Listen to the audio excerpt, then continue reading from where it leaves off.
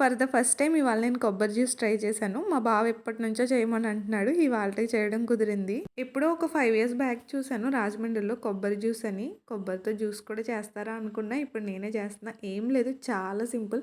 ముందుగా లేత కొబ్బరి గుంజి ఉంటది కదా! అది తీసుకొని మిక్సీలో వేసేసుకోవాలి. ఇంత లేత గుంజి మిక్సీలో వేయడం ఎందుకు, మన పొట్టలో వేస్తే చక్కగా అయిపోతుంది. ఏదో మా బావ అడిగాడని చేస్తున్నాను అంతే. ఇలా ఈ గుజ్జు వేసేసిన తర్వాత ఒక్కసారి గ్రైండ్ చేసేసి తర్వాత దాంట్లో ఒక చిన్న టేబుల్ స్పూన్ అంతా పంచదార వేసాను. పంచదార అసలు అవసరం లేదు. ఏదో నేను కొద్దిగా వేసాను. లేత కొబ్బరి పంచదార కూడా టేస్ట్ చాలా బాగుంటుంది. చిన్నప్పుడు తినేవాళ్ళం మేము.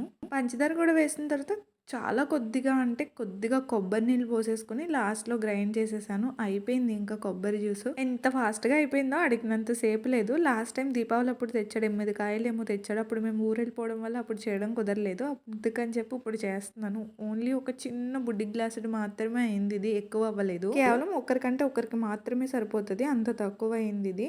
కాకపోతే నేను కూడా కొద్దిగా టేస్ట్ చూసానులెండి. టేస్ట్ విషయానికొస్తే ఎంత బావుందంటే, ఇంత లేత కొబ్బరి బాగోకుండా ఎలా ఉంటది చెప్పండి. చాలా క్విక్ అండ్ ఈజీగా అయిపోయింది. మీరు కూడా కావాలంటే ఎప్పుడైనా ట్రై చేయండి. నేనైతే పచ్చి కొబ్బరి తినడానికే ప్రిఫరెన్స్ ఇస్తాను. ఇలా జ్యూస్ చేసుకొని తాగడానికి కాదు. ప్రకృతి ప్రసాదాన్ని ప్రకృతి ప్రసాదించినట్లుగానే తినడానికి ఇష్టపడతాను నేనైతే. మరి మీరు? సరే, మళ్ళీ కలుద్దాం. బాబాయ్.